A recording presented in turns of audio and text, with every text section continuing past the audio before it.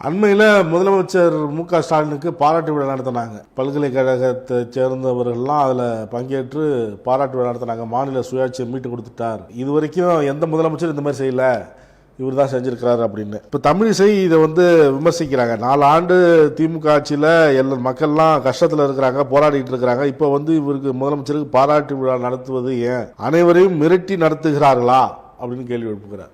ஏறக்குறைய 11 ஆண்டு கால ஆட்சியை ஒன்றிய மோடி அரசு நிறைவு செய்திருக்கு.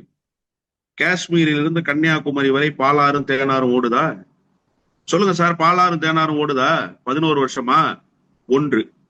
2016, 2017, 2018 இந்த 3 ஆண்டுகளில் மட்டும் வழக்கத்துக்கு மாறாக 300 மடங்கு, 1 மடங்கு 2 மடங்கு இல்ல, 300 மடங்கு கூடுதலான தொகை விளம்பரங்களுக்கு செலவு செய்யப்பட்டிருக்கிறதுன்னு ஒன்றிய அரசினுடைய செய்தி ஒளிபரப்பு துறையினுடைய வெப்சைட்ல இருக்கு, போய் பார்த்துக்கங்க.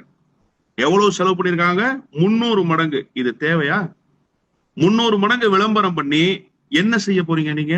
என்ன செய்து கிழிச்சிருக்கீங்க நீங்க 300 மடங்கு செலவு பண்ணி விளம்பரம் பண்ற அளவுக்கு? ஆனா இந்த 4 ஆண்டு காலத்தில் ஒவ்வொரு நாளும் ஒவ்வொரு திட்டத்தை அறிவித்திருக்கிறார் முதலமைச்சர். அவர் அரியணை ஏறிய நாளிலிருந்து இந்த நிமிடம் வரை இந்த மக்களுக்கு என்ன அறிவிப்புகளை வெளியிட முடியுமோ அந்த அறிவிப்புகளை வெளியிட்டுக் கொண்டே இருக்கிறார். அதை செயல்படுத்திக்கிட்டே இருக்கிறாரு. அதற்கு நிதி ஒதுக்கிக்கிட்டே இருக்காரு. அதை நோக்கி நகர்ந்து கொண்டே இருக்கிறார். இந்த பாராட்டு விழாவை முதலமைச்சர் தனக்குத்தானே நடத்திக்கிட்டாரா? சொல்லுங்க, முதலமைச்சர் தனக்குத்தானே நடத்திக்கிட்டாரா? இல்ல அமைச்சர்கள் எல்லாம் சேர்ந்து முதலமைச்சரை மகிழ்விப்பதற்காக நடத்திருக்காங்களா? பல்கலைக்கழகங்களை ஆட்டுவித்துக் கொண்டிருந்த பிசாசை அடித்து விரட்டி இருக்கிறார் முதலமைச்சர். நல்லா புரிஞ்சுக்கணும் நீங்க. பல்கலைக்கழகங்களை ஆட்டுவித்துக் கொண்டிருந்த பிசாசை அடித்து விரட்டி இருக்கிறார். சட்டத்தின் வழி நின்று அடித்து விரட்டி இருக்கிறார். அதான் ரொம்ப முக்கியம். சென்னாரெட்டியை ஜெயலலிதா விரட்டின மாதிரி விரட்டல சார். சட்டத்தின் படி நின்று அந்த பிசாசை அடித்து விரட்டி இன்றைக்கு கல்வி கட்டமைப்பு என்பது முழுக்க முழுக்க மாநில அரசு சார்ந்தது.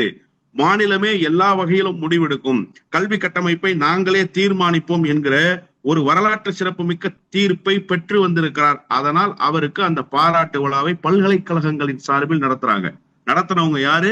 பல்கலைக்கழகங்களின் சார்பில் அந்த பாராட்டு விழா திமுக நடத்தல, தமிழ்நாடு அரசு நடத்தல. இப்படி ஒரு சாதனையை மோடி செஞ்சா உங்களுக்கும் பாராட்டு விழா வச்சுக்கோங்க. யாரு வேணாம்னா? நீங்க என்ன சாதனையை செய்து கிழிச்சிருக்கிறீங்க இந்த 11 ஆண்டு காலத்துல?